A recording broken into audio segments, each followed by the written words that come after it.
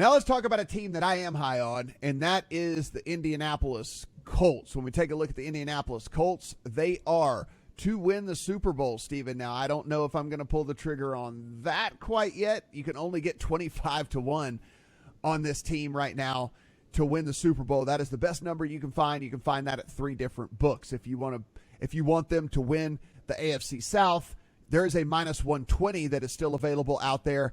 I would bet that today, just to throw that out there. I have an AFC South ticket on this Colts team already. If I did not, I would bet the -120 for the Colts to win the AFC South.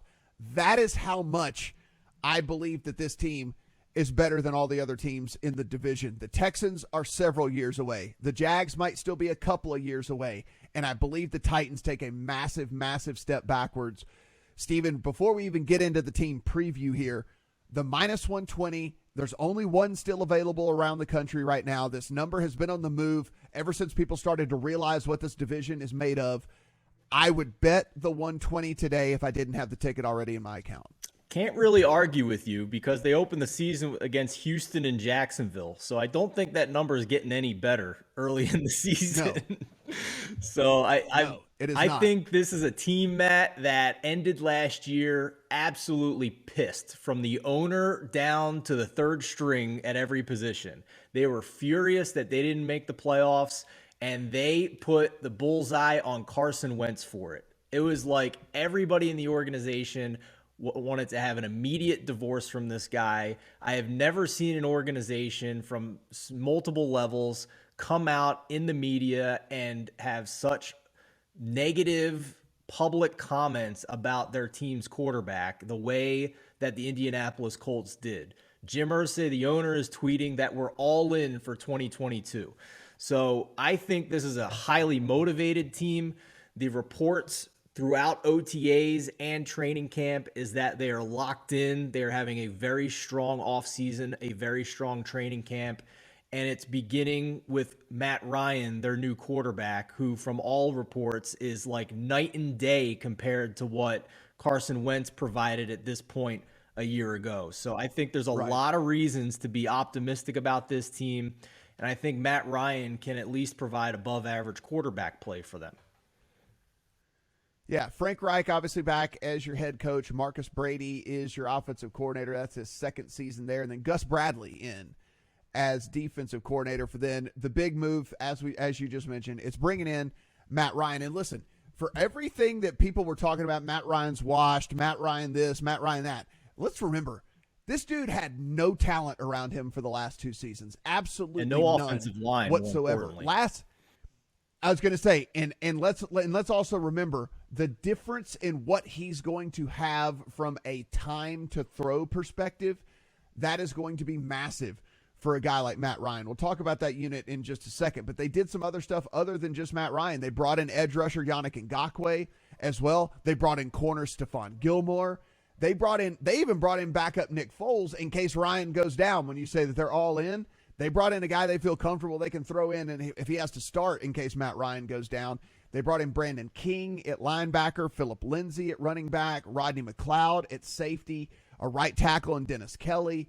So there, Armani Watts at safety. So they brought in a lot of players for depth as well. Not only guys that are going to contribute from a starting perspective, but for depth perspective as well. Because as you mentioned, they're all in. Carson Wentz out of town. Mark Glowinski is out of town now. Losing a right guard like him is certainly big. So I'm not going to say that this is all roses for this team. Zach Pascal is out of town, as is George Odom at safety. Marlon Mack is gone. Rock Ya-Sin is out of town as well for this team. So again, not all roses for them, but I do believe it was kind of a nice little trade-off what they lost and what they got. In the draft, didn't have a first-round pick.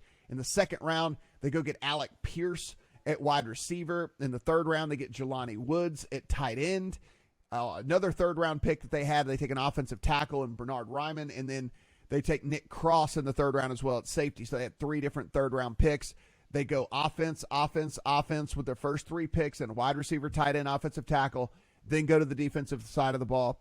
Nick Cross as a safety there in the third round as well. So, Steven, you take a look here. It's the third easiest schedule in the NFL. It is a team that has a real quarterback now, playing behind the 10th rated offensive line in the NFL. They did lose 2 starters from last year, but they bring back Nelson, Kelly, and Smith. So when you bring back Nelson, Kelly, and Smith, you're doing pretty good. Danny Pinter was pushed into action last year a little bit due to some injuries. He played about 225 snaps for them and graded out as like a 75 when he was forced into action. So, I mean, if he's able to take a step now that he is a true starter for this squad, you're talking about a really, really good offensive line. So now Matt Ryan is playing behind something that he hadn't played behind in a long time in Atlanta.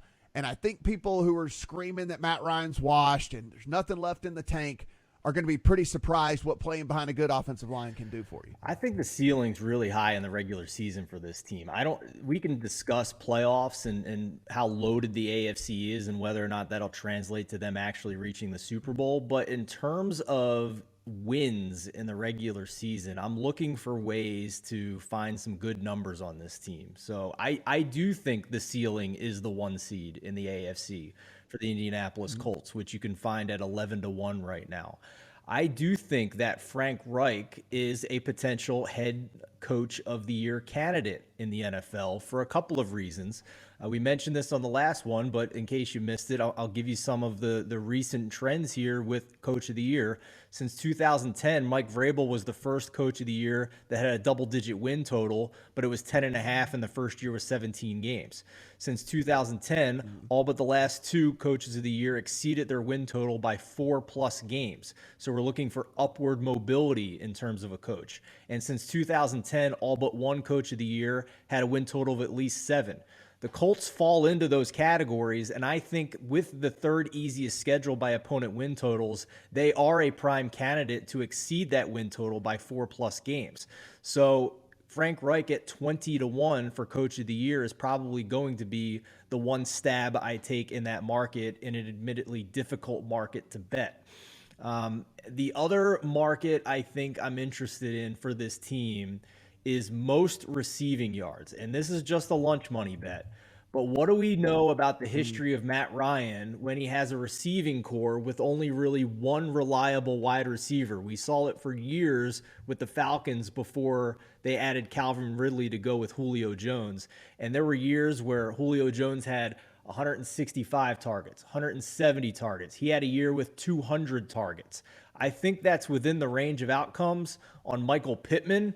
So I think a 50-1 or better stab on Michael Pittman right now, which you can still find to lead the league in receiving yards. There are worse long shot bets out there to make with them. So I think that the potential for this team is very high in the regular season, Matt. Yeah, I mean, you look at Pittman, Mo Alley Cox is pretty underrated at tight end. What does a healthy Paris Campbell look like? We don't really know, right? I mean, like, we haven't really seen a healthy Paris Campbell for the entirety of his career. So what if Paris Campbell is actually good? What if he is the guy that people thought coming out of college, that we have not seen basically at all in the NFL? If that's the case, now you pair this team up with maybe arguably, I mean, I guess you'd say the second best running back room, the Browns still with the 1-2 punch of Chubb and Hunt. Close though. But you got Jonathan Taylor. Yeah, you got Jonathan Taylor, Nyheim Hines, and Phillip Lindsay.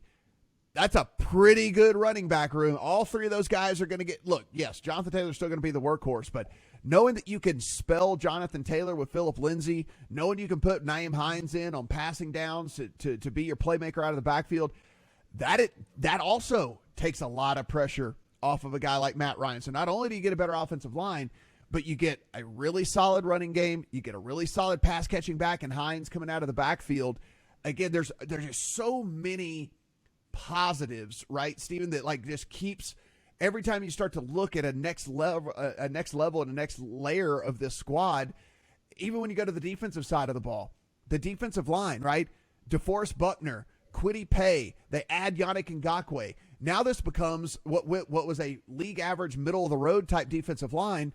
You add a Yannick Ngakoue to a DeForest Buckner and a Kwity Paye, and now you've got a top 10 defensive line in the NFL. And so it's just It really is. You put Stephon Gilmore out there at corner, so now you have a lockdown corner on the field as well. It's very hard for me to really poke holes in this team other than if you want to say the depth at receiver could be an issue. I will at least listen to you there because, yes, I agree. If Pittman happened to go down, it could drastically change the efficiency of this offense. I would love to see this team spin the wheels on Will Fuller as their number 2 wide receiver and bring him in. Right. That'd be fun. But Matt, this team's undefeated getting off the bus, man. Like I don't think there's a more physically imposing team than the Indianapolis Colts. Not only the offensive line with the handful of guys that'll steal your soul on that front, but the tight ends as well. Mo Alley Cox, 6'5", 267. Andrew Ogletree, they just drafted 6'5", 260.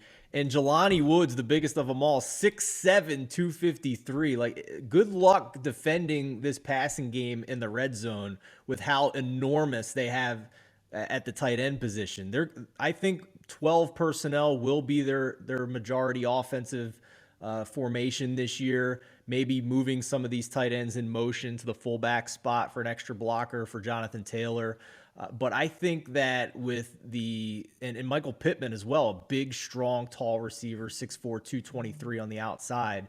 So that combination with some of the smaller, speedy receivers they have to mix in at the number 2 receiver spot, I think is going to make this a team that's really tough to figure out on a snap-to-snap basis what they're going to be running if you're an opposing defense. So, and I trust Frank Reich to be really creative in how he deploys this offense. He's done it in recent years. So, I just having a hard time finding a reason not to like this team this year. And I don't usually like the Colts. Like, full disclosure, I used to work for the Colts. I did not enjoy my experience working for the Colts outside of, the football people, some behind the scenes stuff. So I could be a little biased about this team in recent years. This year is not one of them. I think their new GM, Chris Ballard, has been absolutely fantastic. Matt, the fact that Chris Ballard spent a first-round pick on Carson Wentz and was still able to get a 2 and a 3 back for him and are spending $3 million less on the salary cap at the position this year without Carson Wentz is just magic. It is just wizardry what he's done to fix this quarterback situation overnight for them. Because now they have Matt Ryan, who in the past 2 seasons was top half of the league in completion percentage over expectation, when Carson Wentz was 2nd worst and 6th worst in that category over the past 2 seasons. And Matt Ryan, when not pressured, was top 5 in the league in terms of incomplete passes that were his fault because of an inaccurate pass, where Carson Wentz was among the worst in the league in inaccurate passes when not pressured. So hats off to Chris Ballard, a masterful job getting this turned around in one offseason. And the way that this schedule lines up from week 6 to week 13, there's a fairly high likelihood that they are favorites in every game. And, if not, they might be very slight dogs in 1 or 2 of them. But it's Jags, Titans, Washington, Patriots, Raiders, Eagles, Steelers, Cowboys. Now, if the Cowboys take a step back, like I think that they probably will this year, by the time week 13 rolls around, the Colts are probably favored in that game against the Cowboys. And depending on where the Raiders kind of end up, listen, the range of outcomes for the Raiders is so incredibly wide. That week 10 game might be a bit of a toss-up as well as far as who's favored. But outside of that, they're going to be favored against the Jags, the Titans, against Washington, against the Patriots, against the Eagles, against the Steelers. They're going to be favorites in every one of those games. So from week 6 to week 13, again, a non-zero chance they are favored in every single game during that stretch, Steven. So again, you look at this win total, you look at them to win the division.